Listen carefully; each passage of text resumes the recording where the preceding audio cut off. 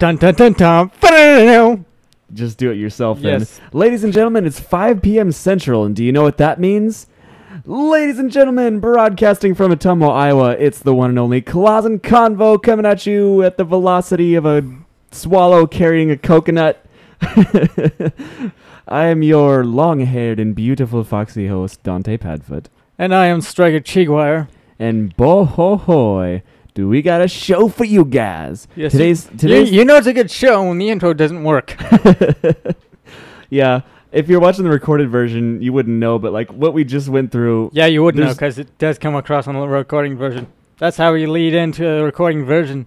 Yeah. Like if you watch a recorded version, you'll see like the intro, like the Strike Paw Studios, and then the guitar riff and stuff. Well, for some reason, it's just not working, so we're just like, screw it. We're just gonna go ahead and start. Fuck it, we'll do it live. It sounds like, okay, you want to hear did I ever tell you about the story of like Freddie Mercury when he was like dying of AIDS and one of the last songs he recorded? This is what reminds me when we're just like, screw it, we'll do it live. Okay, this is what Freddie Mercury did. I don't remember what song it is, but the last album Queen ever did, or at least Freddie Mercury with Queen ever did, because Queen is still going on, but they don't have Freddie Mercury, but no one cares about Queen anymore because, no Freddie Mercury. Brian Mays is cool because he's an amazing guitarist, but that's the only thing that's really keeping them going. Anyways, so the last thing they ever recorded, Freddie Mercury was dying of AIDS, and he was at the point where it was the last song on the album, and it was like the toughest one, and he was like just could not stand to he could barely even stand up, and the guitarist was saying, dude, we should probably just like cancel this song or do it some other time because they don't think that he could pull it off. And he was like, let's see, what did he say? I'm try to get the quote exactly right here. He said something like, fuck it, I'll just do it live right now, darling. And then he nailed it. He did it in one take. Nailed the recording, and that's the one that's on the album. I don't know what... I honestly don't remember which song it is or what album. I think it's the last album. Just look it up on Wikipedia. Wikipedia has all the answers to life in general.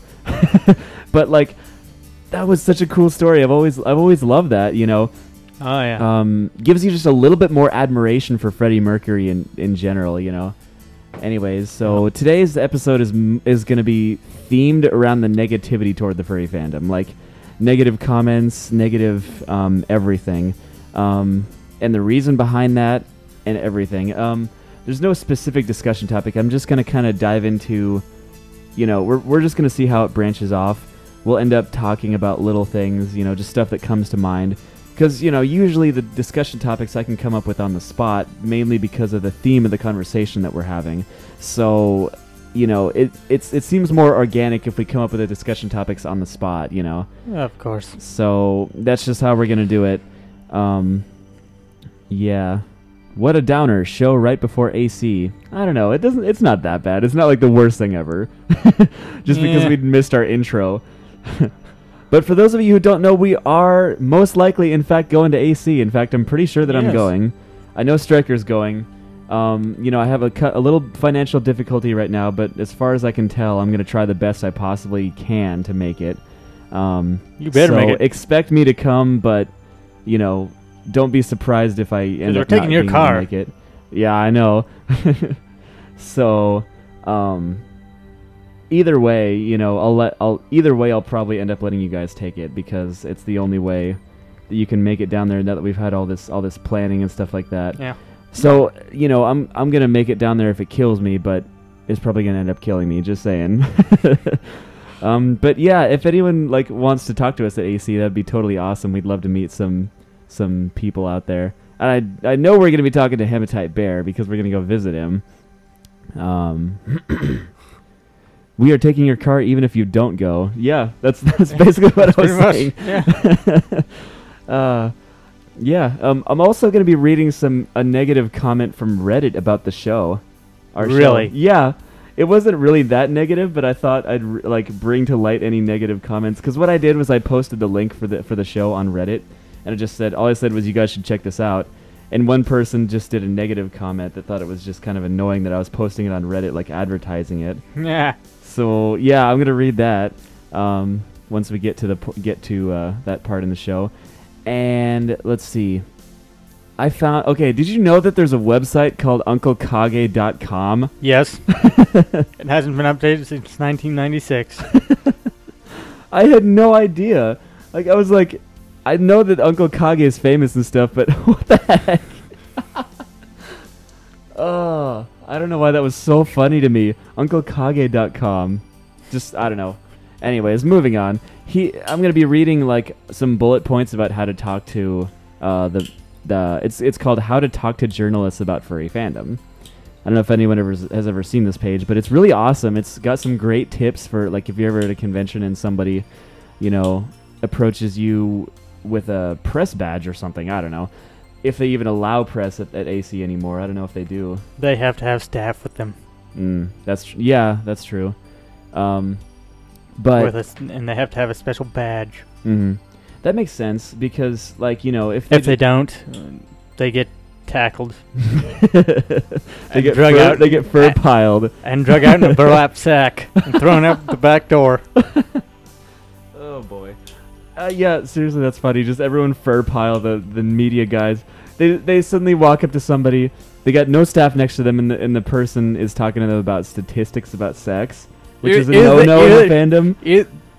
And the person who talks about sex gets punched in the face from Uncle Kage. Personal delivery from Uncle Kage. Like, I would do it too. Typically, it goes like this: "Hey, buddy." Very, very nice. Okay, yeah. I'm also, you know, I'm surprised at how many people don't know about the CSI episode, Fur and Loathing. Oh, that's an old one. Yeah, let's see. I'm going to look it up on Google here.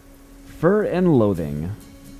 Yeah, anyways, we're going to talk about that, and we're going to talk about me watching it when I was younger. I don't know, 2003. That's when I would have been about 10 years old. Yeah. So I remember seeing that when it first came out. It was a long time ago. But I think it was, season 4. It was way back when. But this is one of the things that, like, most people know what furries are, mainly because of this one episode of CSI. And it was absolutely negative. We're going to go into great detail about that. Mainly because a lot of, like I said, I'm surprised at how many people have never heard of this. It's a huge thing. Like, it's a huge deal in the fandom, and a lot of people haven't even heard of it. Yeah. I'm really surprised. But it's mostly, I mean, you know, I'll be telling the full story about it later.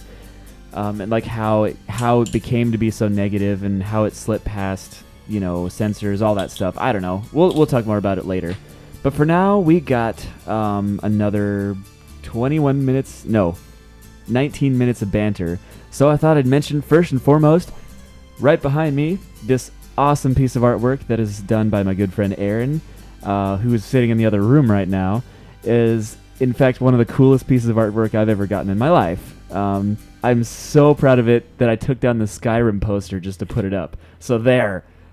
I hope you enjoy that, Aaron.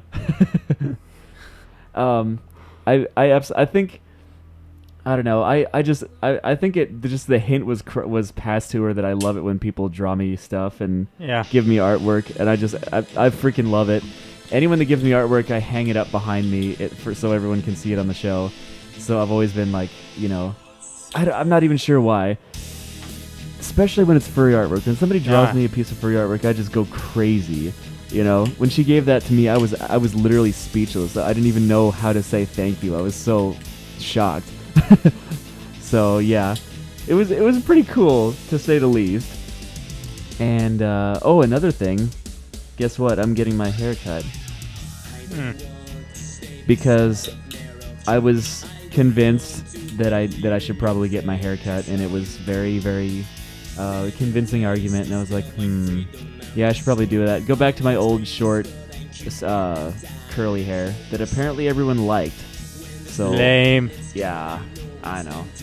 I'm one of the I think you and I are the only people in the universe that still like this hairstyle. You know, you and I like this hairstyle, but nobody else seems to like it. None of my friends like it, which is really weird. I think it's awesome. And I also have to shave my beard. Does it really matter?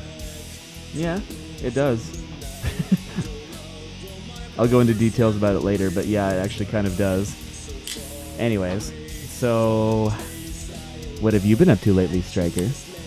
Oh, spending way too much time playing KSP. KSP. Kerbal Space Program. Oh yeah, that's right. Last time we were here, we were up until like 2 in the morning. 2 in the morning. I finally got that thing into orbit. Oh, you did? Yeah. Very nice. I'm thinking that I've seen something I've seen before. People share save files and end up collaborating on it. Mm. I think I might end up doing that. Nice. So very nice. Yeah, anyone out there plays Kerbal Space Program, get a hold of me. Okay then. We'll build us a massive space station. We'll build us a massive behemoth of a rocket, and you will enjoy every minute of it. I don't know. I don't even know what that was impersonating. It was just kind of a random on-the-spot voice. It works. It works. Whatever. Yeah, we don't have that much news today. We have quite a few articles, but I also have one that's not furry related that just made me laugh. I think the Anthrocon is a pretty big thing there. What's it? Anthrocon. The fact that we're going, that's a pretty big topic, I think. Possibly. It is a pretty big topic. Because, well, I mean, what else is there to talk about that we're just going to Anthrocon? There you go. You've heard all of the information about the one topic. We're going to Anthrocon. There it is. And I mean, like we've said it before, we're probably going to end up bringing like flyers and all that awesome stuff, all that jazz, so we can, promote the show at least a little bit. I don't know. Seems like whenever I just post the show online, people just get annoyed because it's just it's like advertising the show online, and people just for some reason don't like that. But IRL. Well, to quote Bill Hicks, if you work in marketing, kill yourself.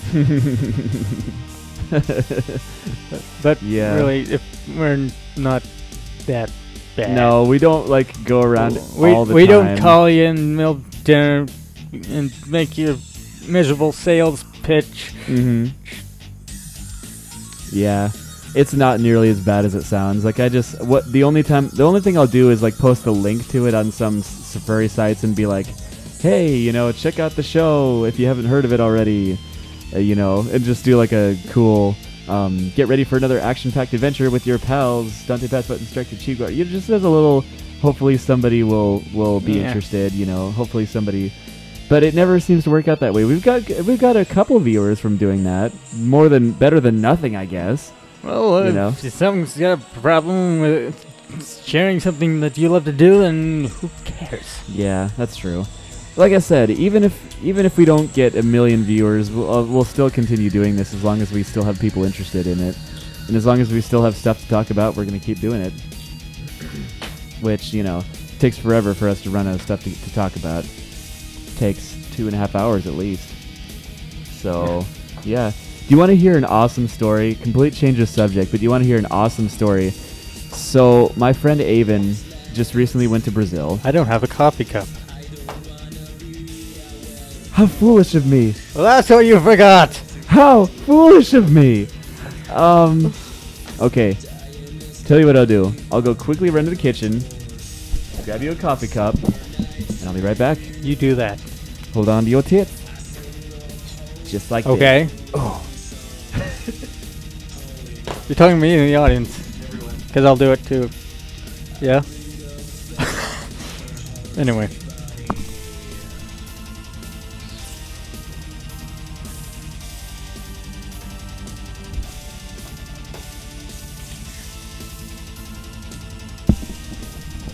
Here we are.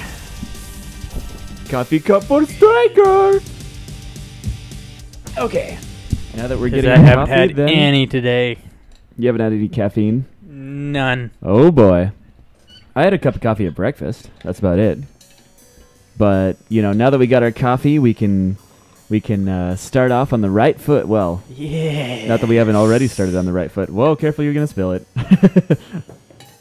Be careful, you're going to spill it. Like that. Hold on just a second. Don't spill it all over the laptop.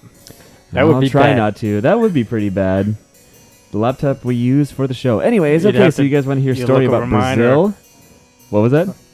Never mind, keep going. You guys I'm want on to hear a tangent. awesome story about Brazil? So apparently, Brazilian women. Okay, this if you don't know this, Brazilian women. If you ever go to Brazil, and you're an American, you let them know you're an American.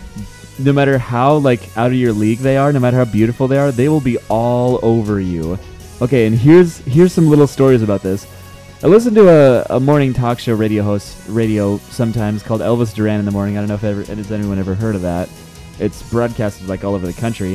One of their guys in the studio was going to Brazil on vacation, and they were having callers talk about their experiences in Brazil, and the subject came up whether or not he should go because he's got a girlfriend. He doesn't want to, doesn't want to fall in love with a Brazilian woman, which happens all the time apparently. And here's why: because people were calling in, giving all kinds of stories about in Brazil. Like somebody said that specifically they were. This is a guy that was married. Okay, he was going to Brazil. He was filling up at a gas station. He came out and there was a bunch of Brazilian women sitting in his car. And he goes and like he knew that they would be all over him. Yeah.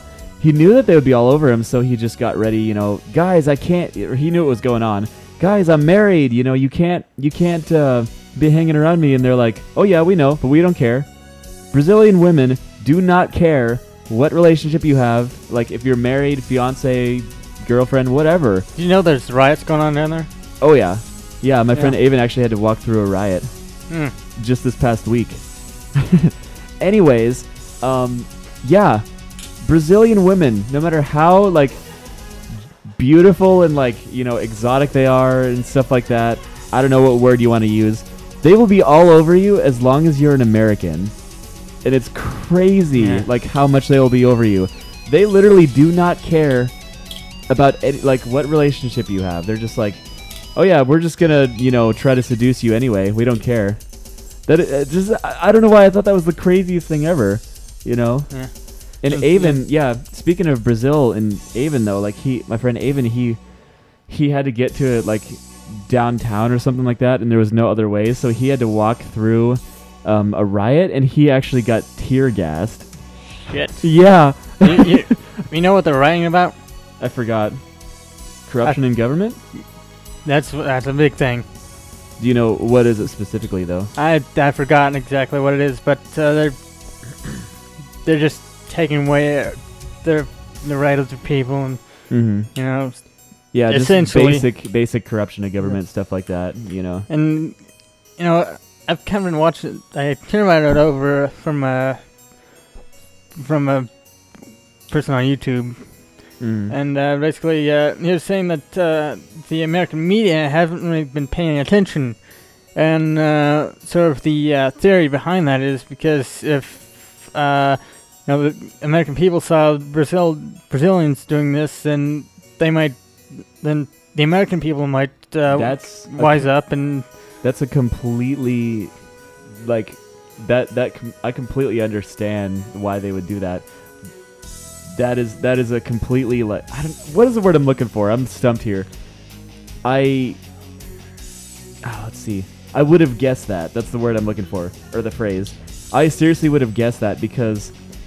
Yeah, that sounds like something that they would do. That seriously does, because the media, the American media is like really, really on the side of the government. Like seriously, they're basically corrupted almost as much as the government is, and they would seriously do that. That's crazy. I completely believe that 100%, because normally they would do that. They'd just be like, because recently our corruption in government has been getting worse and worse. Obviously, with the NSA scandal, all this stuff. That's about the breaking point when they think that people might actually start rioting and stuff. So that I completely believe that they would not cover the Brazilian stuff just because of that. Because they're going to try everything they can to stop us from going against the government. One of the things, what really bugs me though is they're calling this guy, what's his name? The guy that exposed this whole scandal. I forgot. He has a strange last name. I forgot what it is. But everyone's calling him a traitor against the United States and stuff. And I'm like, well, he may be a traitor against the United States government, but the government is a traitor against us, you know? And here's a quote that Benjamin Franklin said. He said, if you sacrifice liberty for a little bit of, like, security from the government, you deserve neither. He seriously said that, which is completely what's going on with the NSA. I think we would rather, like, you know, fight against the terrorists ourselves than have the government do everything themselves, and, like, you know, at least this is what I think, than have the government do everything themselves and, like, spy on everybody and stuff, because they can get you for everything else for doing that, and that is completely unconstitutional for them to spy on us. And I know there's the whole Patriot Act and everything, but I never agreed with that. Even when George Bush did it, obviously, nobody agreed with it when George Bush did it. And Obama completely embraced that, despite saying that he would get rid of that. And, like, here's the question: is he willingly embracing it? Yeah, or is he being paid off? I don't know. I think Obama may. He might be threatened. That could be true, because that's a legitimate theory. The interview when he was talking about this NSA thing, he didn't see. I could tell something wasn't right. That I don't know. It's not as, you know. He seemed like he was scared of. You know, I never really thought of it that way, but it wasn't. Just so different from all of his other speeches. I don't know. I mean, it could be one or the other. It could be that he's just going back on his word, or it could be that something's happening. You know, I never really thought of it that way. And there's the whole thing about the banks being in control of, you know, the Federal Reserve and whatnot. That's privatized. That's not a bad theory either. You know, we got rid of the gold standard, like, somewhere before World War I or something like that. So they could print. They could just basically print money at will. And that the only thing that does is just make the economy more inflated. You know, makes the money more worthless. You know, it brings the value of the dollar down. This is, I mean, a lot of people know this, but for those of you who'd never really thought about it, that's the reason why in 1920s, like, the dollar was a lot more valuable than it is today, is because... Needless to say, the European Union is not happy about it. Yeah. But, like, the reason, you know, like I said, a lot of people already know this, but for those of you who don't, the reason is because of inflation, and they print money, brings the value of the dollar down, because basically the original reason for the dollar was what represented a piece of gold, or however much, you know, that was. It represented, you know, however much, like, ounces of gold that dollar represented. You know, now all it represents is someone's debt. Yeah, exactly. And that's why recently there's been so many, you know, companies trying to buy gold. You know, we buy gold. Don't sell them gold, because you want to keep all your gold because of that very reason. You know, the gold standard was, you know, I don't remember how many in another country. Yeah. I mean, obviously we borrowed how many $1 trillion from China? I don't remember. For the stimulus. From China, from all these other countries, from freaking, even from ourselves. Yeah. Yes. And that's just the way it's been for the past, you know, almost 100 years. Yeah. Which is terrible, but, you know, that's just the way it's going to be for a long time, and for now there's nothing we can do about it. But yeah, there's our soapbox. Get out the jar of pennies, because we're all about to throw in our 2 cents. We should just have a segment of the show called the jar of pennies or something, where we all throw in our 2 cents. That would be awesome. Yep. Anyways, I mean, that's pretty much what the discussion topic is. So, you know, we could just nickname the discussion topic the jar of pennies. But, yeah, that's, for those of you who don't know, that's the reason why 1920, $1 would buy you, you know, a full suit and, like, a food for a few days. I forgot, this is episode 22, isn't it? What? This is episode 22. Yeah. Very nice. You know that... Okay. Are you getting a call? Yeah, from a restricted number. I hate it when that happens. You know what's even worse? A couple of my friends have a restricted number. And so when they try to call me, it doesn't show up with their name. It just shows restricted. And I can't call them back because I can't call the restricted number. You know, I can't redial. Which is so dumb. Freaking hate it. So... There are always wrong numbers for me. Yeah, there's a lot of wrong numbers for me too. But anyways, yeah, I guess I was wondering. I guess we were talking about the Brazilian government before we ended up talking about our own. So we kind of just like drifted from one topic to another, which is the whole theme of this show, actually. And I haven't had a sip of coffee recently, so I need to start drinking. Not to be interpreted with drinking alcohol. I better just shut up while I'm ahead. Yeah, apparently, whoever it is left me a message. Hopefully they'll listen to the thing before actually leaving a message. Some people don't do that and don't even realize that they're calling the wrong number. So, okay, you know what I was thinking? I was thinking we should have the gaming news before the actual regular news, because then we should make the gaming news a little bit shorter. And some people I know will watch this podcast mainly for the gaming news and the banter segment. Really? And then they'll just kind of, like, once we start on the furry stuff, they're just going to, you know, go, oh, whatever. So I don't want to make them suffer through all the furry news just to get to the gaming news. So I'm going to have the gaming news first. Okay. Just saying. Okay. So, you know, it's about 5:30, so I think it's about time for the gaming news segment. So, okay, before we start, do you think we should do the news intro for the gaming news or the regular furry news? Like we should start I don't. Whichever works. I don't know.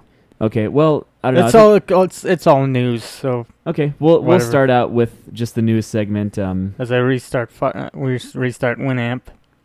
Oh, you do? It decided to crash on me. But oh, okay. Yeah, just whenever you're ready, go ahead and just do the music then, because we're gonna start off the gaming. Okay, there we go. Tonight on Claus and Convo Gaming News, Seth Rogen plays The Last of Us. With your anchors, Dante Padfoot and Striker Chiguar, this is Claus and Convo News segment.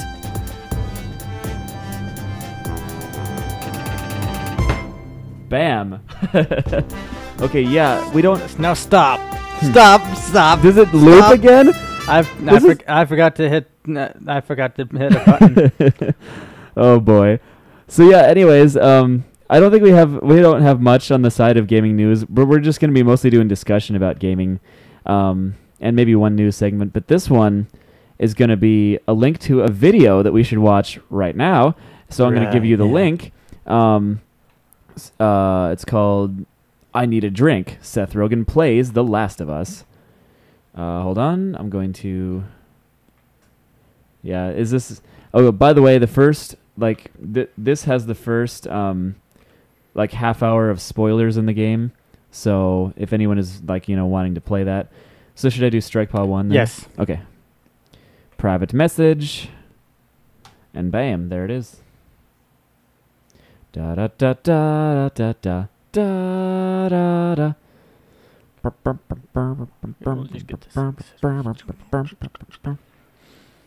All right. So you ready for this?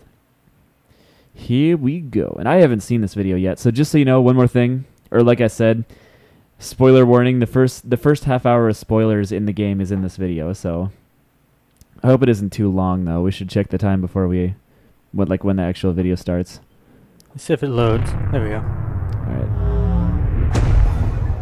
Hi, this is Seth Rogen. And I'm Evan Goldberg. We made the movie This Is the End, and now to experience the end of the world in video game form, we're going to play The Last of Us for a little while.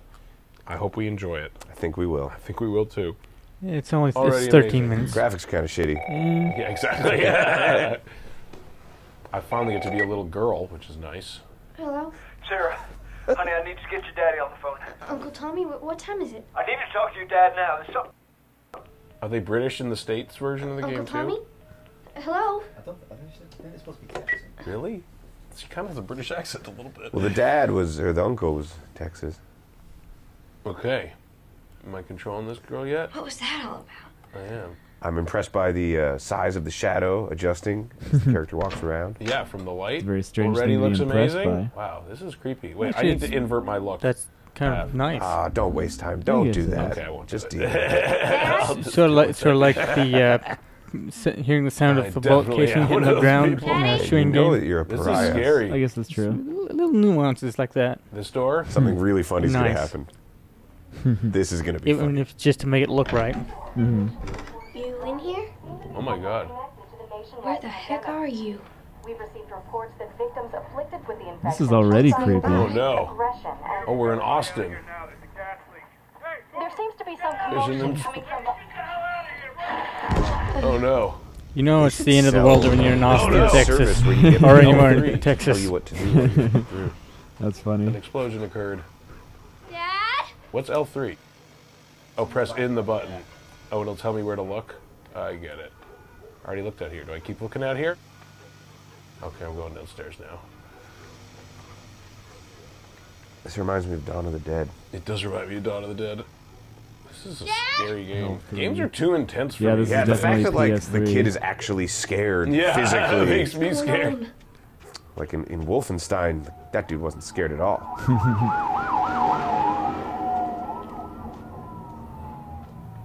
Nope. Man, this makes me really want to get a PlayStation, just mainly because of this one game. There's his phone.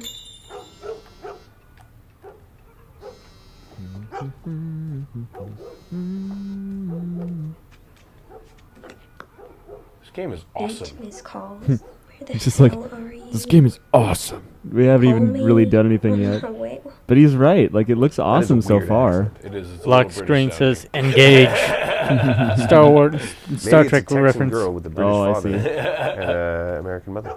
Oh boy, what's that? Where Oh. do I go? What do I It's do? a phone! Left? This way? That's right. Oh, I see more. I can tell that you haven't inverted it by your controls. I suck at that. I could do it way better Yeah, if I don't know. I were- think maybe we should Oh, watch no. this entire video. There you are. Sarah, are you okay? Yeah? Does anyone come in here? Oh shit, he has a No gun? one would come in here. Don't go near the doors. Just stand back there. I'm inverting this thing. Something's about to happen, and I'm gonna need to know. But it takes 2 seconds.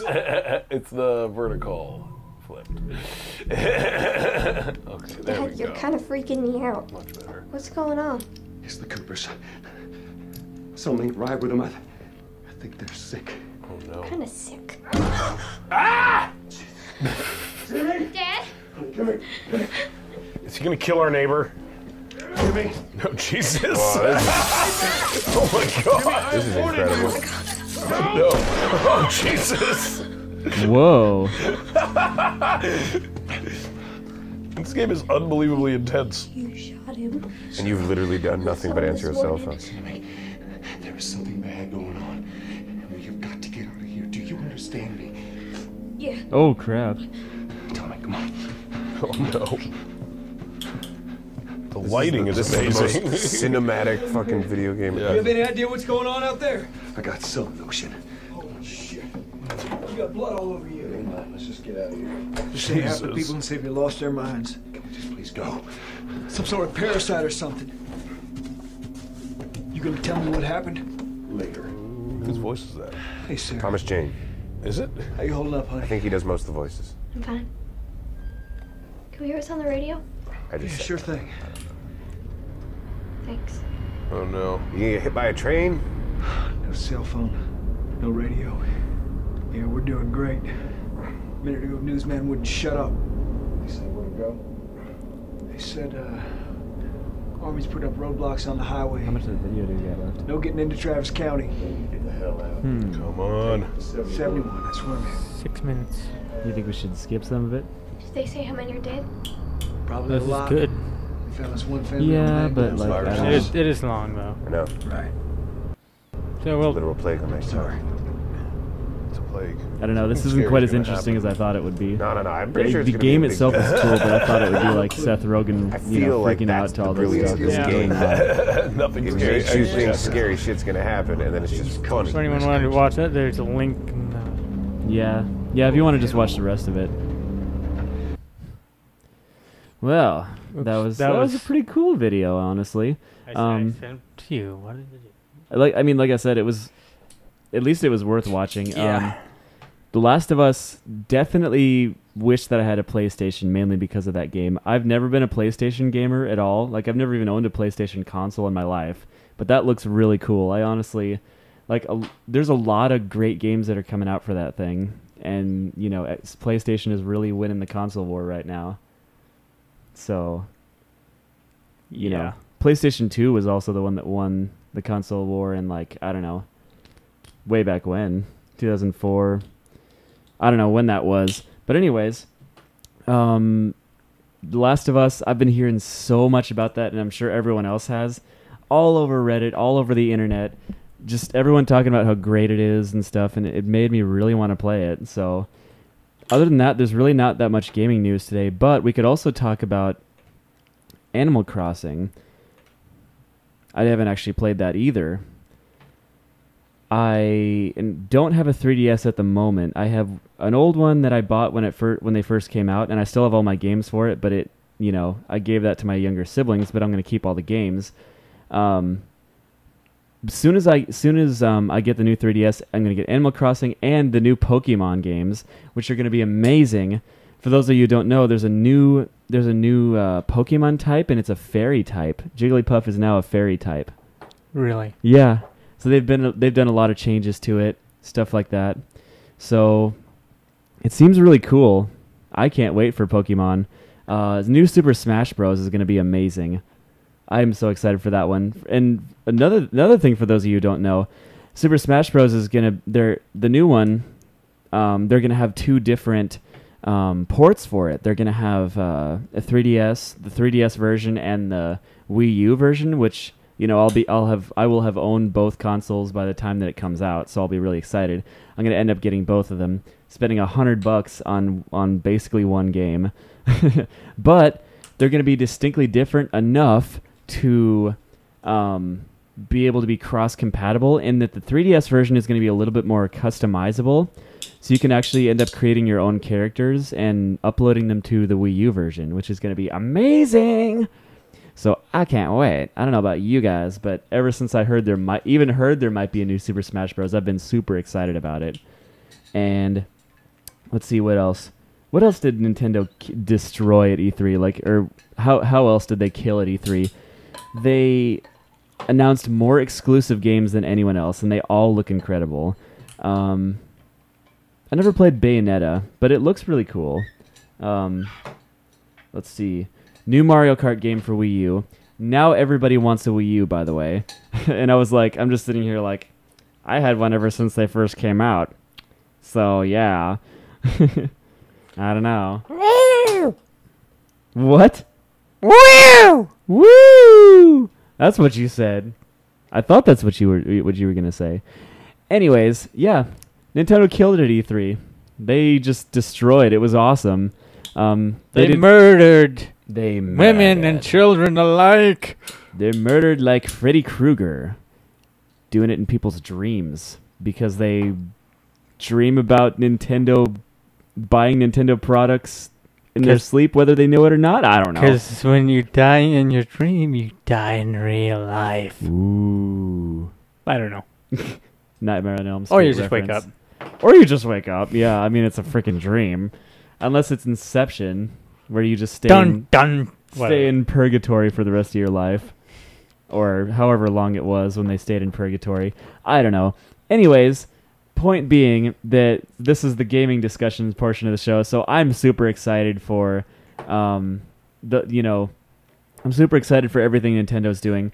I'm excited for the PC stuff. Witcher 3 is also coming out.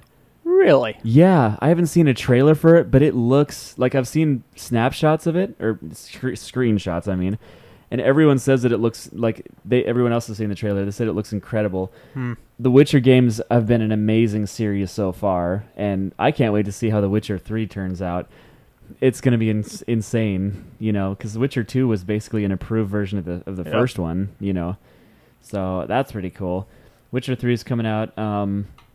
Did you know that there's a new model of the Xbox 360 coming out too? Yep. Another new model. Like, seriously? I was like, didn't we have enough already? It's in the style of the Xbox One. Yeah. Which, think about that. They're trying to manipulate us in some way.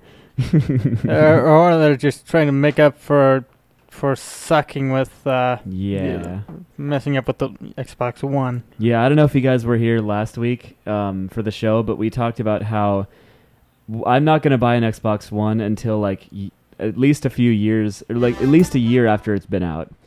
Mainly only to get Halo 5 and all that stuff, because Halo 5, I don't know. It looks pretty cool, but I'm still hooked on the Bungie Halos, you know? Yeah. Halo 4 was phenomenal in every definition of phenomenal. Like, it was improved, the graphics were amazing, the gameplay was amazing. It was just straight up awesome. But I don't know, it just doesn't quite have the charm that Bungie did. It's like somebody trying to copy Nintendo, you know? You just can't do it. There's something missing from it. It's just hard to describe. So me and my friends have been playing a lot of Halo 2 recently, and it's really fun. In fact, after we're done with the podcast, we should play some Casey Anthony, which is a game I thought of in Halo 2, where it's an oddball type game, and everyone has pistols, and whoever has the oddball is Casey Anthony, and everyone else has to hunt them down. It's freaking awesome. So, anyways, that's the game that we were playing a lot. Me and Kenny played that a lot. It was really fun. That'll probably end up being after I get my hair cut, which is going to be sad, but I don't know. You know, I'm starting to think that everyone else seemed to like me better with my short curly hair, so I'm just going to go with that. So you guys are going to see a different person in 2 weeks. Which, speaking of which, by the way, if you haven't heard 100 times already, since we're going to AC, we're most likely not going to be doing a full show. We'll probably end up broadcasting a little tiny segment anyway, just as a broadcasting live from AC. Just a little tiny thing, but we're not going to end up doing very much. Like, we're just going to be like, you know, just doing a really short thing, maybe doing an intro and then saying, you know, here's the person, or here's some people. We might even get, like, you know, Hematite Bear, we might even get him to do, like, you know, be on the show for a few minutes if he wants to. Oh, yeah. That would be awesome. I'm sure he would absolutely love that. See what I'm doing here? What are you doing? I added my computer to... I had a presenter for my laptop. Now I see. So now, like, we can broadcast from your laptop. Is that what you mean? Yeah. Awesome. So yeah, we can do like a show, like just a halfway show. Yeah. And we don't. That's another thing. What we can do is we can maybe even like interview some people there, do like a little survey. I don't know. Just say, what do you think about furry podcasts and all this stuff? I don't know. We'll think of something. But point being, we're gonna try to do a short broadcast at 5 p.m. Central.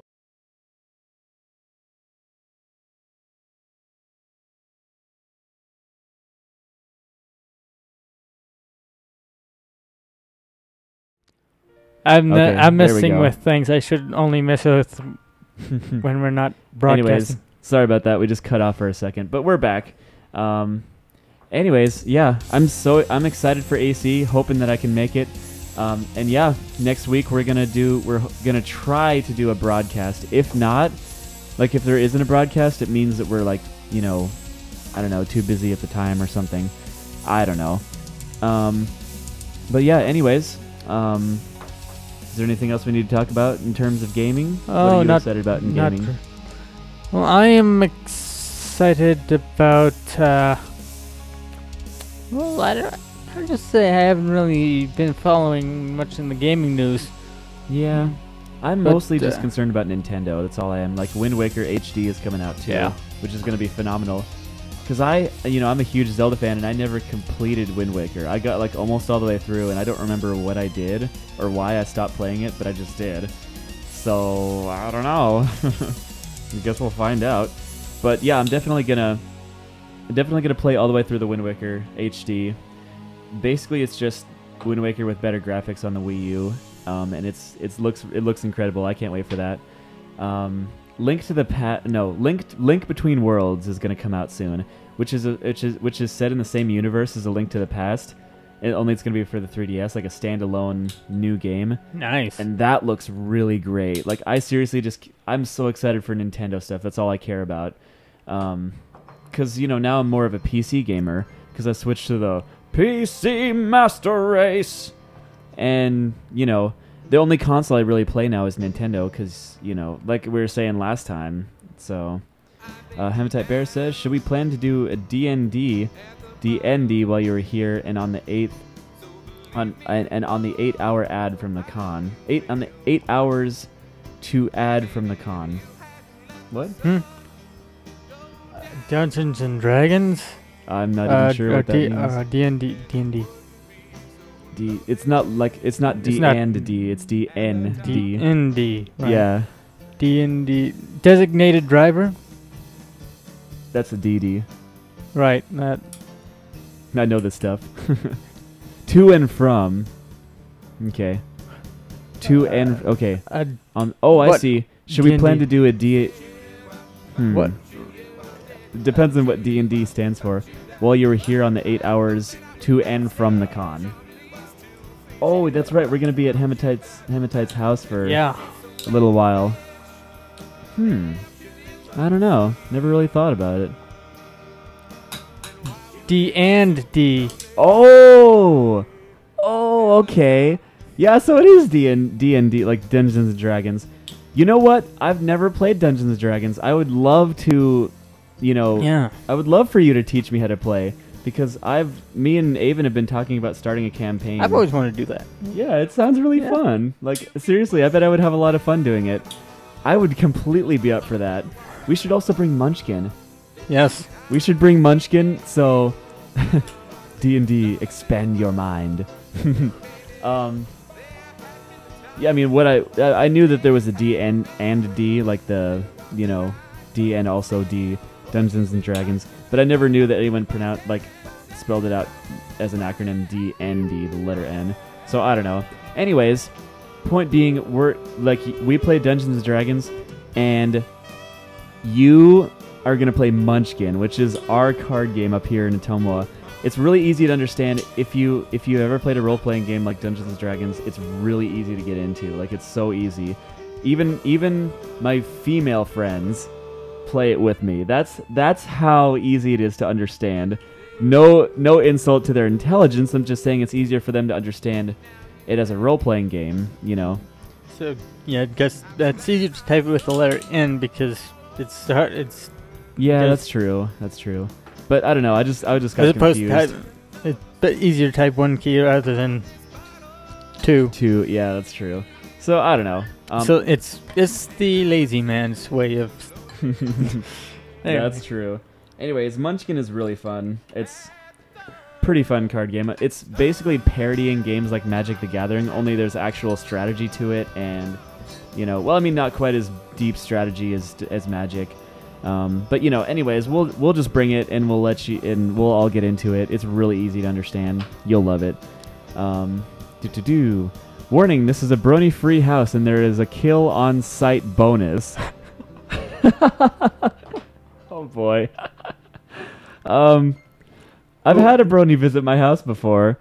Like, one of my friends. Remember the guy that we were doing the podcast and what's his face? One of the guys from that Trey McIntosh brought over, one of his friends from Des Moines, was a brony, and he came in here and we kind of interviewed him about the brony stuff. Yeah, so there's been a brony in my house before. Unfortunately, I did not kill him when I had the chance. You're gonna miss that XP bonus. Yeah. We should, in Munchkin, there's a bunch of blank cards and you can make your own monsters and stuff like that. we should make a brony monster, like somebody that's a brony, Yeah. and like a XP bonus. I don't know. We'll think about it later, but that'll be really fun. Smack him when candy comes out. Oh boy. Yeah. Anyways, moving on. I think it's about time for us to go into actual furry news, but first of all, I'm going to read something that is not furry related that made me laugh. Okay, so, are you ready for this? Here's the title. Banker naps on keyboard, transfers millions. Yeah, I saw this and I was like, oh my word, I have to read that. I don't care if it's not furry related. You guys will enjoy this anyway. Okay, an obviously tired German bank employee fell asleep on his keyboard and accidentally transferred a minor transfer into a 222 million euro order, which is 293 million in American money. A court heard. The Hessen Labor Court heard that the man was supposed to transfer just 62 euros from a bank account belonging to a retiree, but instead fell asleep for an instant while pushing onto the number 2 key on the keyboard, making it a huge, 222 euro order. The bank discovered the mistake shortly afterwards and corrected the error. The case was taken to court by the man's 48-year-old colleague, who was fired for letting the mistake slip through when verifying the order. The court ruled that the plaintiff should be reinstated in his job. So, okay. The plaintiff, as in... The plaintiff is the guy that's the accusing person. Yes. The defendant... Okay, why would the plaintiff be reinstated in his job? That doesn't make any sense. Because this is the wording it says.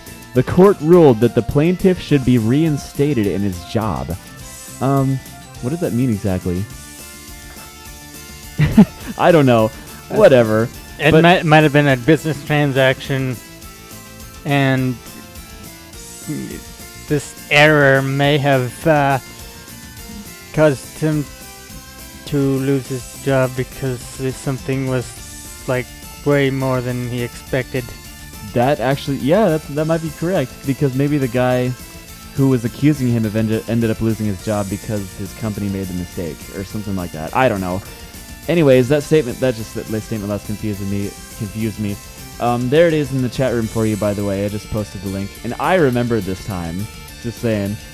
I remembered to put it in the chat room without Stryker nagging me about it.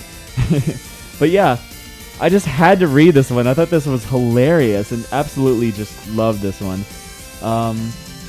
So I guess we can go ahead and move on to furry-related news. I'll let you go ahead and read the next one.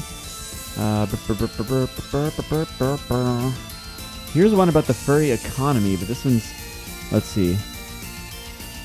This one it's kind of interesting. Let's see. There's also a review of Equestria Girls. Oh boy. Let's see what else is there. Okay, how about this? You can read Cats Don't Actually Ignore Us. Okay. Since it's a cat story and you're a cat. So, I'll go ahead and put this in the chat room. You can click that and go ahead and read that one. It's all you, buddy. Cover this link over real quick. That is because it's from Britain and wrote in English, not American. That's why it's confusing.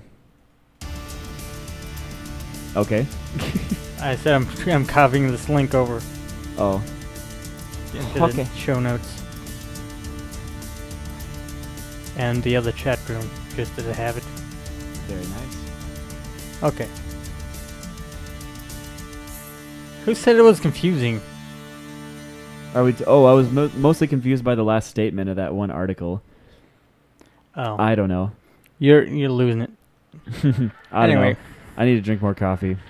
You can read this article. Go. Cat. Okay, this is on Discovery News. Cats may try to hide their true feelings, but a recent study found that cats do actually pay attention to their owners, distinguishing from all other people. The study, which will be published in July issue of Animal Cognition, is one of the few is one of the few to examine the cat-human social dynamic from the feline's perspective. Cats may not do what we tell them to, but they usually adore their human caretakers. Co-author Atsuko Saito Something. We'll just call them Atsuko. Whenever on the show, whenever we have trouble pronouncing, You always give me the You always give me the articles with the hard to pronounce. It wasn't my fault. I haven't even read this article yet. I had no knowledge of that. You didn't pre-read the thing before. No, I never pre-read anything. Continue. Another link in the chain has been broken. Co-author Atsuko Sato of the University of Tokyo, that explains it, explained to Discover News that dogs have evolved and are bred to follow their owners' odors. Those two, but orders. Oh, yeah. I like a cheeseburger. Their owner's odors. My order. Orders, but cats have not been. So sometimes cats appear aloof, but they have special relationships with their owners. Previous studies suggest that cats have evolved to behave like kittens around their owners, and humans treat cats similar to the way they treat babies. Co-author Kazutaka Shinozawa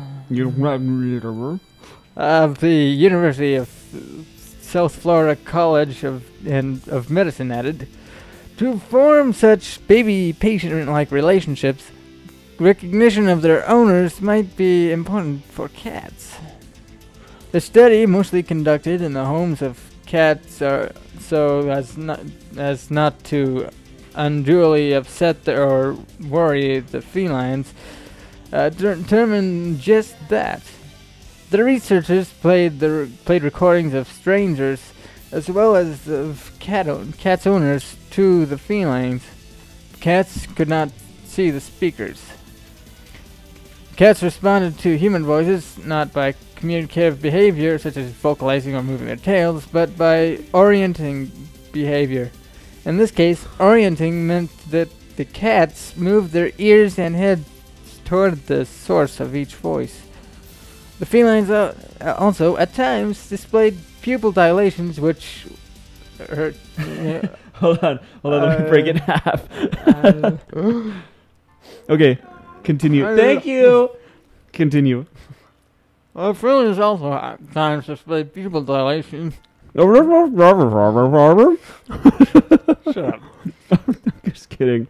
Which can be a sign of a powerful emotion, such as arousal and excitement. Nom nom nom. Yes, my pupils dilate when I get off too. So.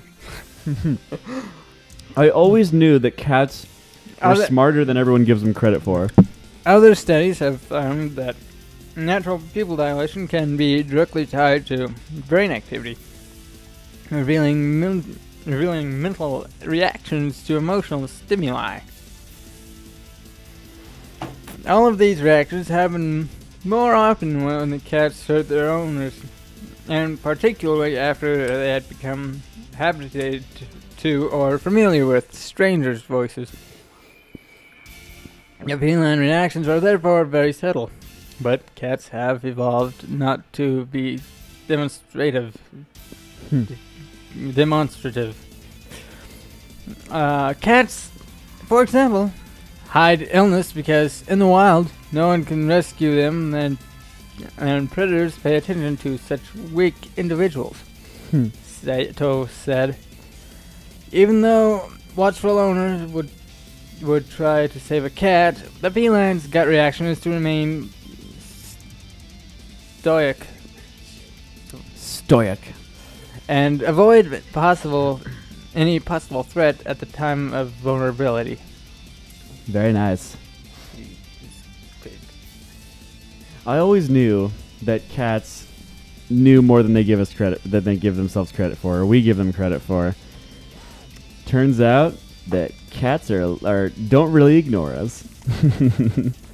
Anyways, yeah, I thought that I was It's not like, done yet. oh, it isn't? It's a little bit of a second page. Okay. Feelings may be hard to read sometimes, but not always. Sayato said some of the cats during the study and elsewhere have fawned over me eagerly, purring and displaying affection familiar to many other feline fanciers. The researcher pointed out that after 10,000 years of cohabiting with humans, domestic cats have the ability to communicate with us, and we seem to understand them for the most part. Humans who have never owned or been around cats much can pick up basic feline emotions solely by the sound of certain purrs and meows, Sato said. And studies, such people can classify the cat vocalizations according to particular situations. Kazu Fujita is a researcher at in the Department of Psychology at Kyoto University, who has also studied cats. Very nice. Fujita told Discovery News that this is an important study on how cats think, which has remained mysterious due to the difficulties in testing them. Very nice. Now I have chocolate on my fingers. What? Now I have chocolate on my fingers. So do I. And I can't touch anything. I wonder what Foxvox Reader is. Because Hematite Bear says, get Foxvox Reader, it would help. You know what that is? I'm guessing that's some sort of Box reader? speech, text-to-speech thing. Yeah, it could. That could be. Anyways, I was just curious about that. Yeah, but that's really cool. The freaking cats, yeah, pretty much what the article says. They're a little bit smarter than we give them credit for. And you know, it's a lot of people just think, oh, you know, cats just don't really care. Well, you know, I've had some great cats in my lifetime, and they've, you know, as long as you pay attention to them, they'll pay attention to you. So, anyways, we can move on here.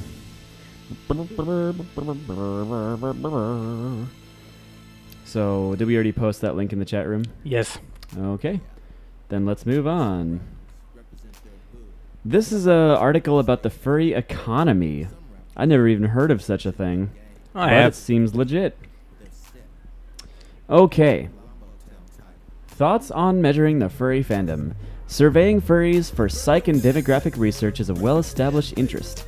Canada recently gave out $75,000 grant for it.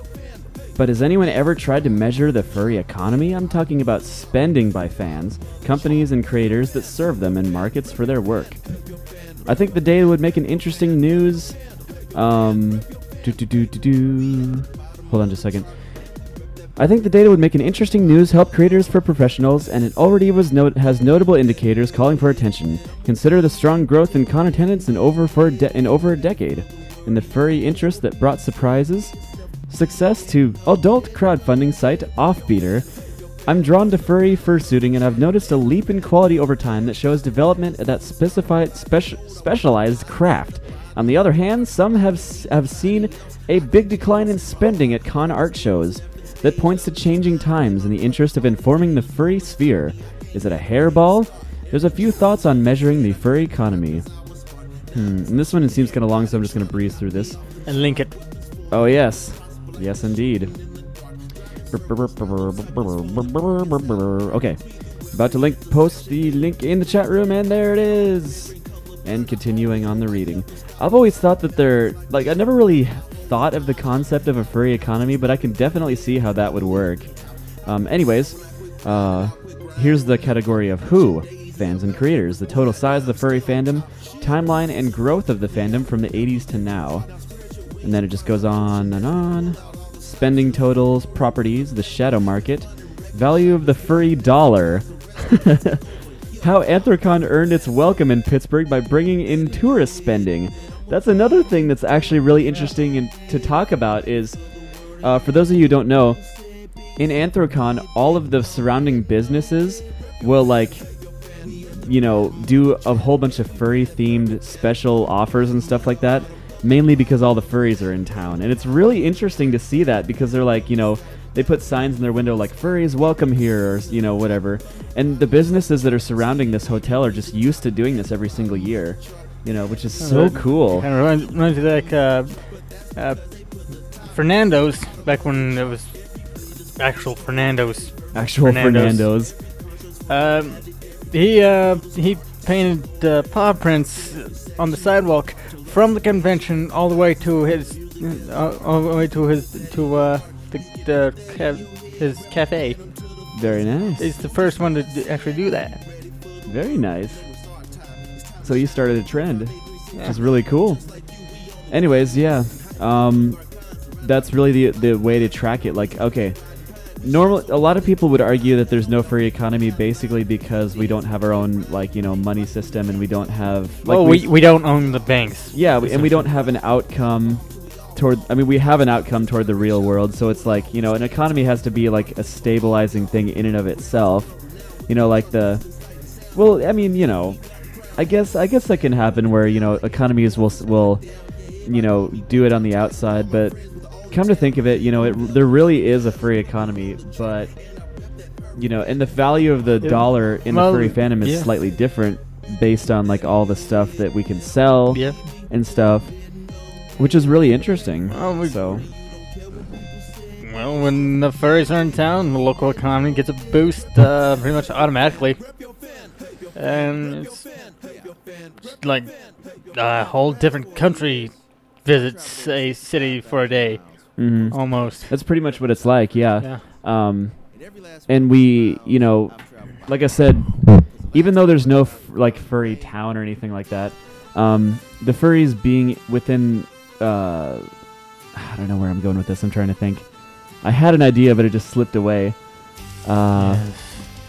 You know, we have an outcome where we spend, you know, more money in the real world than we do in the furry fandom. So that's why some people could argue that it's not significant if there is a furry fandom. But I would argue that there is one, even if it's not very significant, you know, because everyone will have prices for art. Here's an example.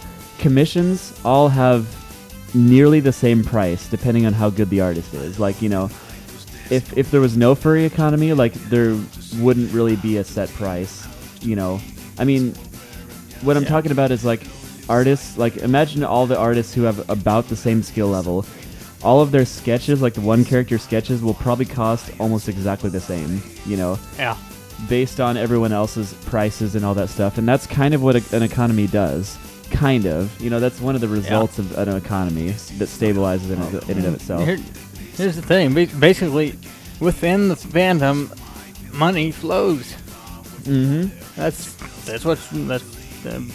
the bare requirement for an actual economy. Yeah. And that's how it is. And, you know, like I said, we're very far away from having our own kind of currency. I could see that happening in the very distant future. That would be really cool. But, because like I said, the idea of a furry economy is amazing. Like, just, and I believe that it exists. And it's really cool to think about, you know. Hamatite Bear says, furries rule the world, just no one knows it yet. Haha.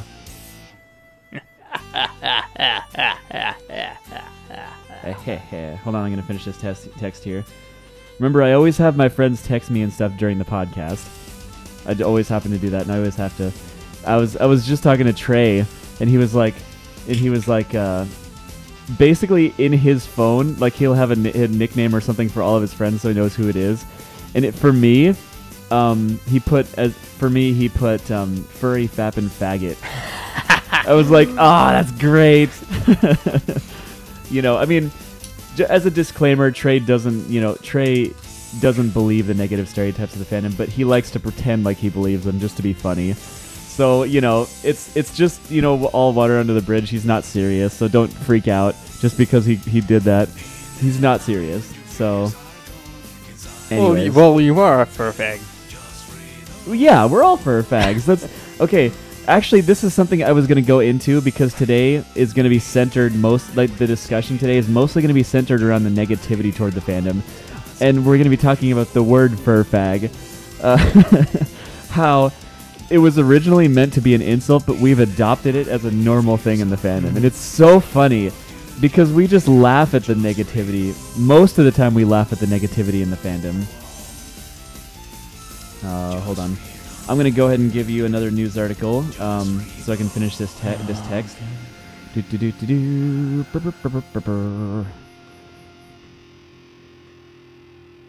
Oh, you can read the review for Magic of Friendship.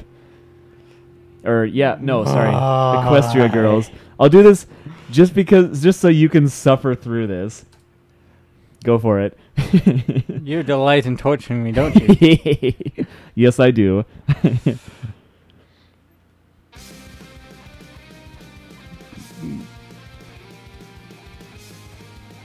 Oh, I like how this one starts out. Morbid curiosity is a wonderful thing. Morbid curiosity is a wonderful thing. I love that sentence. Morbid curiosity is a wonderful thing. So, sure, let's watch My Little Pony Equestria Girls. I mean, look at this thing. Look at it.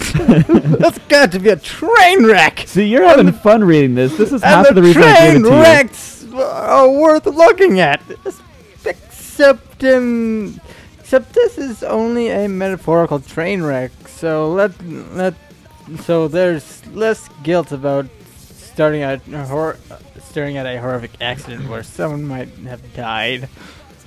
Nobody died because of Equestria Girls, so that's a plus. Very nice. This article is written by Cross Fiction or Brendan Cashell. Okay. On Farah. If anyone's curious. Okay. So far, it's excellent. Besides, what if it was actually, decent? I mean, it's an hour and a half commercial for slightly creepy dolls. But I've been wrong before. Okay. How do you know if it's good if you don't try it? Okay, this is something I want to interrupt you really fast. Okay, this is something that has been completely criticized. Like, everyone has criticized My Little Pony as being only a show that basically is as a show that's only an advertisement for the merchandise, which, if you look at it from the outside, that's true, but it's really not, because they actually put heart into the show itself. But that statement itself was so funny. Guess what? Might happened.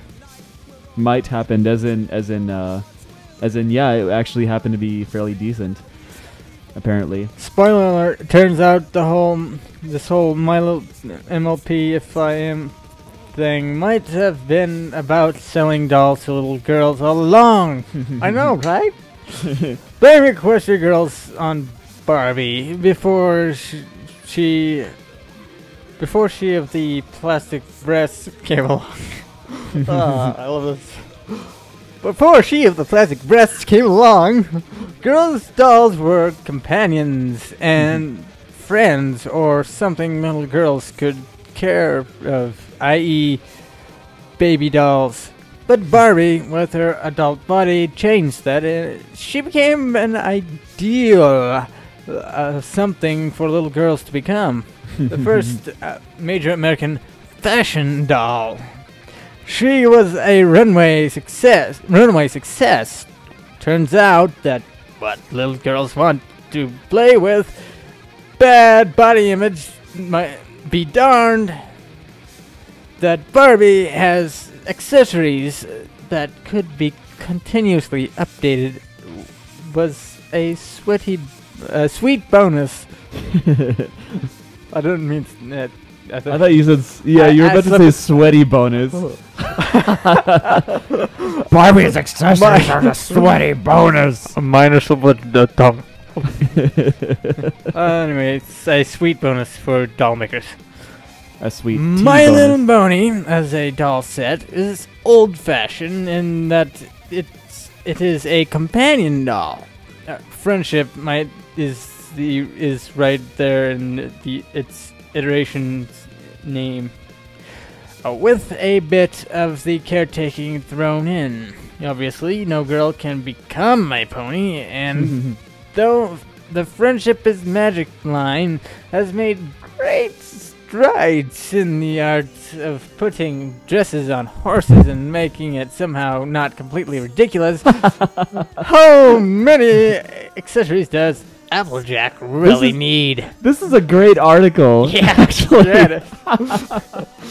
But even Barbie is old-fashioned because fashion evolves, and now little girls' fashion is very different. What with the Bratz, and they're based on monsters, but actually slightly less creepy. The Monster High rivals. Yes, they look like tramps. But they do. But these dolls appeared to a little girl's desire, appealed to a little girl's desire to be adults, and that's what today's adults look like to them. So yes, Hasbro has decided to launch a new line of their very own that updates My Little Pony in a way that we probably should feel uncomfortable about. And also forced an out of left field storyline on the tie-in show's writers, but that's dolls. What I'm saying is that if you have a problem with the movie being a glorified doll commercial, that's silly, because the show is always a glorified doll commercial. Exactly. They just updated the dolls, and if you're wondering how I know so much about dolls, it's because I do my research. Okay. I do my research about dolls. The actual review. Here it is. The story picks up more or less where season 3 ended. Are we gonna read the ended. entire review? Yes. Okay. I ain't even read. There's a lot on there. Just saying. It just looks like a lot. But I'm like, this is more interesting. Okay. The storyline picks up more or less where season 3 ended, with newly winged Twilight Sparkle about to end her very first princess summit. She is worried about her new responsibilities. She doesn't really feel ready to rule, as sprouting rings out of the nowhere takes some getting used to. Right there, we have a clearly defined, likable protagonist with a clear, understandable problem. My Little Pony, the movie, this is not. Unfortunately, for those of us hoping for an in-depth look at the Pony Princess political process, a mysterious unicorn steals Twilight's crown, which also happens to be her element of harmony. Ooh. Basically, this is the equivalent of someone stealing America's nuclear launch codes. Girl, it just got real. So the Princess Summit is put on hold while Twilight recovers the stolen crown. Ooh. The thief ran into a magic mirror that's a portal to another dimension. It's open for 3 more days, and then it's closed for 30 moons. So now it's Majora's Mask. Apparently. She has 3 days to complete her mission. Anyways, continue. Is it anthropomorphic? Short answer to this subtitle's question, yes. Longer answer, if anthropomorphism is assigning human traits to non-human things, then a pony suddenly finding yourself with all of the human traits is actually as anthropomorphic as it gets. So yes. You know what? That's a good argument right there. The better question is it furry? That one I shall leave up to the individual reader to decide according to their own personal definitions. My definition? No. Not another teen movie. Twilight goes into the magic mirror as a naked little pony and emerges a teenage girl, fully dressed, thankfully. Spike, the dragon who accompanies her, though he ends up naked on the other on the other side. He gets stuck as a dog and is a bit calmer about the whole thing. Can he talk though? I imagine so. I don't know. So he's still I didn't watch it. anthropomorphic. Twilight freaks out at first and takes a while to figure out this whole thing. This whole human thing, being human thing, which is both the setup for the series of really funny sight gags and an actual plot point. Turns out that thief, Sunset Shimmer, played by Rebecca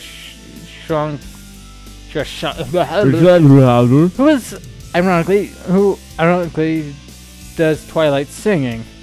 Oh, nice. Lost the crown and is now going to be used by Canterlot High, home of the fighting wonder cults. So wait, to are crown these this humans or ponies? Like, is this the actual, like, the human world? I'm reading this. Sorry, I'm just having questions. You have the article. You figure it out. To crown this year's fall princess. So Twilight is now the protagonist of a teen movie. Her job is to win the crown by becoming the most popular girl in school. The movie plays the teen movie cliches pretty damn straight. Though, with a few updates, the most popular girl in school, despite being a word we don't use in pony reviews. I know. Is present and accounted for in the personage of Sunset Shimmer. But in this case, she's not particularly popular. She keeps winning the Fall Princess because she ruins the reputation of her opponents. So now nobody runs against her. The scene where someone explains the different clicks. I guess that's the word. Cliches. Unless that's how you not... Is that how you spell it? That's how the kids these days are saying it. Clicks? Because they can't English. Shame on them. They can't English. Guys, I forgot how to English. Okay, continue.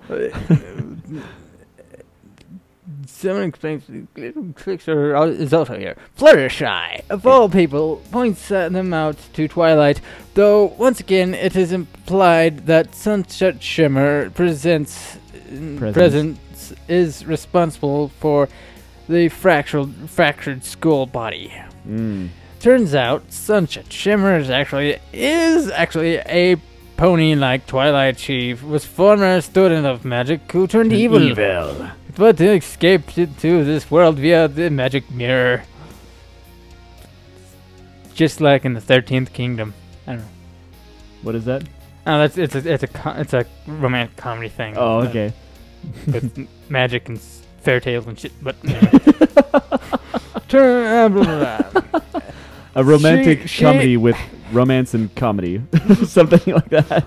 She has set about tearing down every friendship in the school. She apparently started up the whole always winning Fall Princess thing as a hobby, but now it's important. She needs that crown for her evil plan to rule Equestria. Ooh, that hasn't happened before. Twilight meets her other friends, human doppelgangers, but as victims of Sunset Shimmer's manipulations, they hate each other. Exposing the truth, Twilight rallies the school behind her with the help of her new/old friends. Like any good teen movie, it all comes down to prom night. Well, fall festival night. How did I guess that happened? It happened. Yeah. Oh no! It's the same concept. Oh no! I invited 2 dates to the same dance. And I'm just gonna bring them both and try to keep them away from seeing each other. Good plan. Every sitcom ever made. Nickel is Mick. Oh, who's here? I forgot who this was. My tight friend, I guess. Oh, cool. Hello. Hello, welcome to Claus and Convo. Glad you could join us. Continue. Okay. So, where was I? Oh, yes, not another high school musical. Surprisingly, this is not a musical. This is a relief after the non-stop sing fest of season 3, of the season 3 finale. Seriously, I think some ponies are still singing the final lousy song somewhere. Aw, the songs in that show are not that bad. Okay, Keep your hands they to kind of yourself. are. They suck. Okay, Anyway, they kind of are. There are a couple songs, but they are either in the background or it actually makes sense why the characters would be singing. For instance, Toilet's friends pull off a flash mob type stunt to drum up votes for her. None of the songs, however, really stood out, though the flash mob song was probably the best of the new stuff. There was probably a nice remix of the show's main theme for the opening, though. Very nice. That's always For pretty cool. the fans, admittedly, being a fan of the show, I get a lot of in-jokes. I was in the theater with a good-sized brony crowd. Which is obviously what's not- going to happen with yeah. this show. Or this movie, I mean. And the biggest reactions were to a supporting or even background character basically just walking on screen. Like Dr. Hooves or something. Yes, or Derpy. Yeah, something like that. As some sources predicted, there were cases of clueless parents who obviously did not know what they had just signed up for at the screening as well. They were mystified at who these people were and why they were laughing so hard at the lunch lady. That's something I've also been thinking about. Like, imagine being a mom who has never seen this. Your daughter's like, hey, I want to see the new movie Equestria Girls. Okay.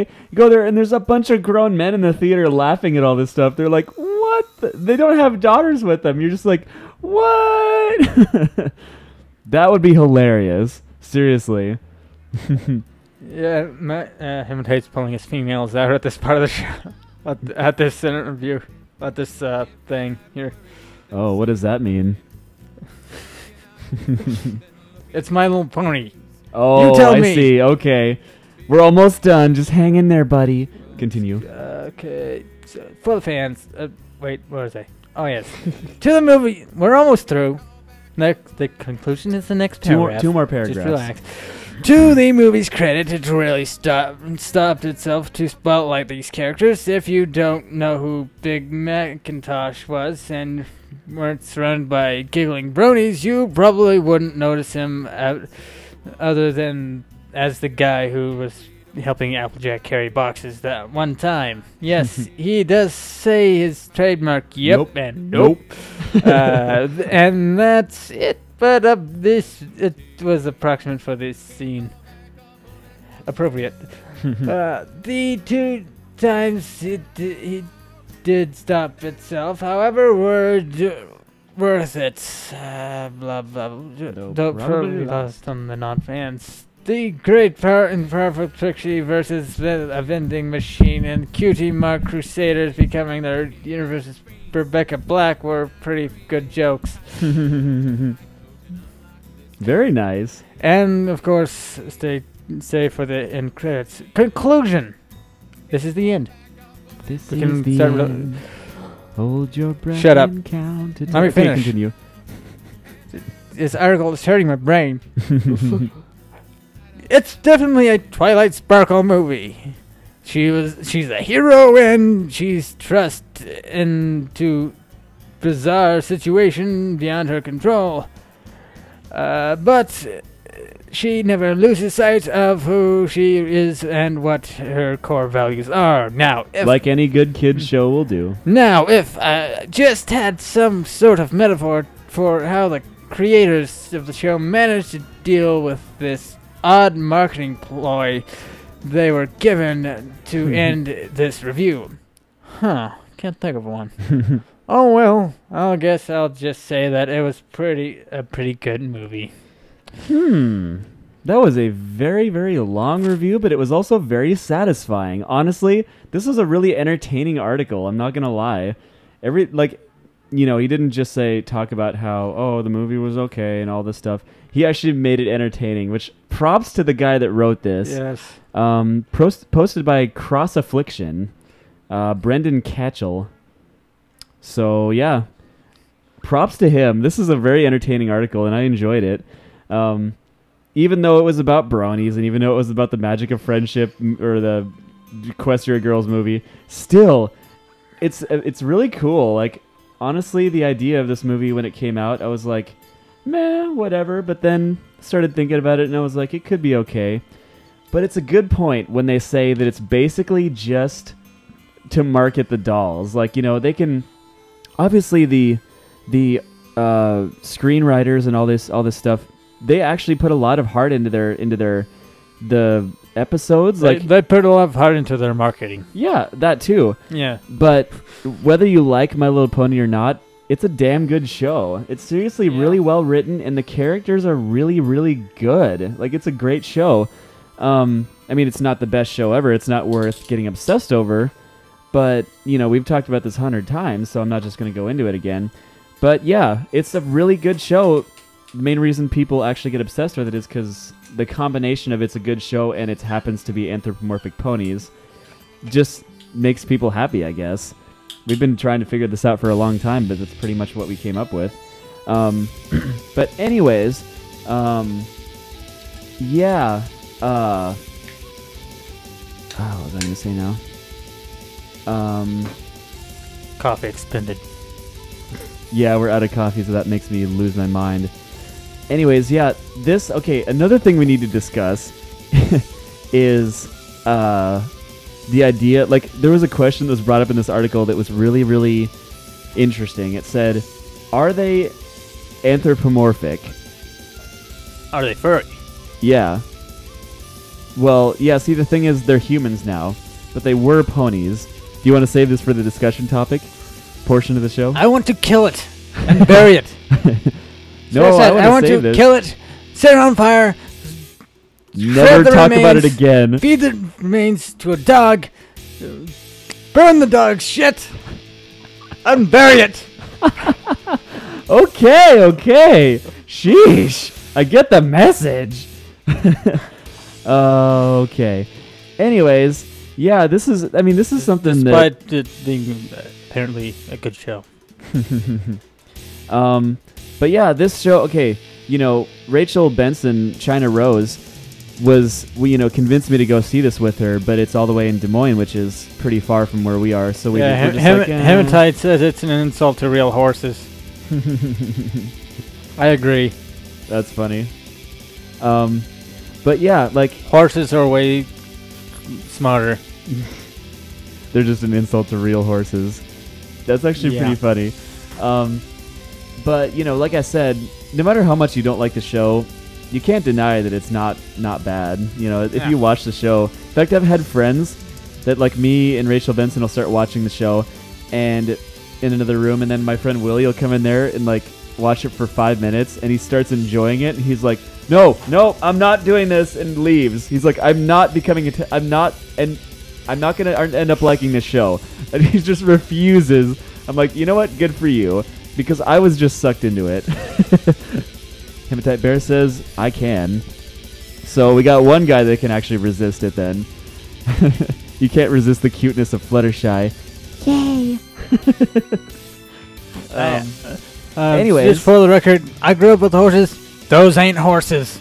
I grew up with horses too. My mom, had dozens of horses. Like, seriously, it's almost as if we were on a farm. But yeah.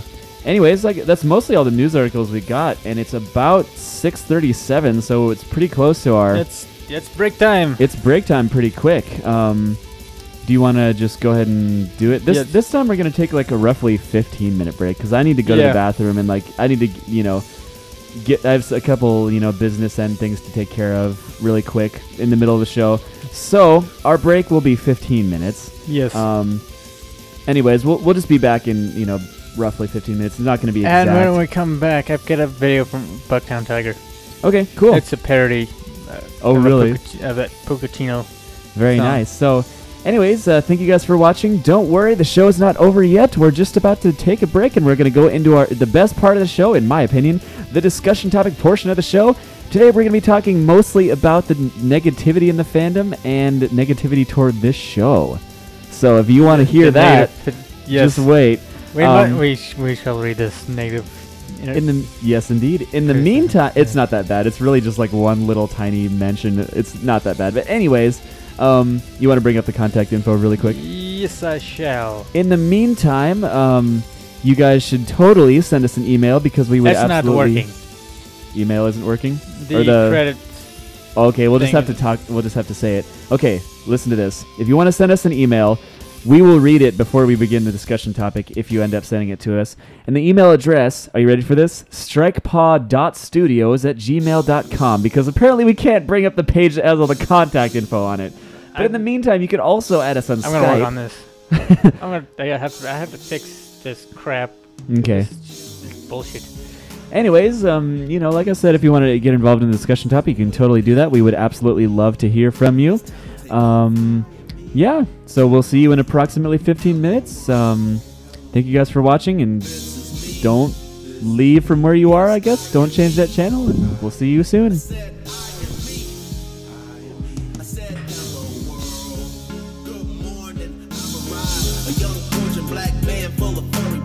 Representing everywhere except where I reside, and I've been running all my life, no longer can I hide. How can I know you won't accept me if I never tried? I never let the fear replace the passion in my eyes. The truth is like a magic carpet so that I can glide far from all the fabrications that I once lied. There's all the times when I was tripping about another drive, saying I was stretching the truth, but they was only lies, and I'm embarrassed to eternity that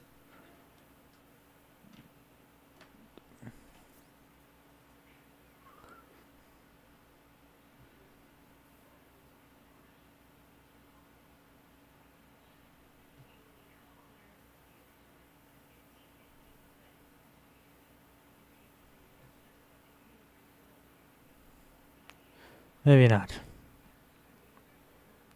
Can I do this? Yes, I can do this! Yay!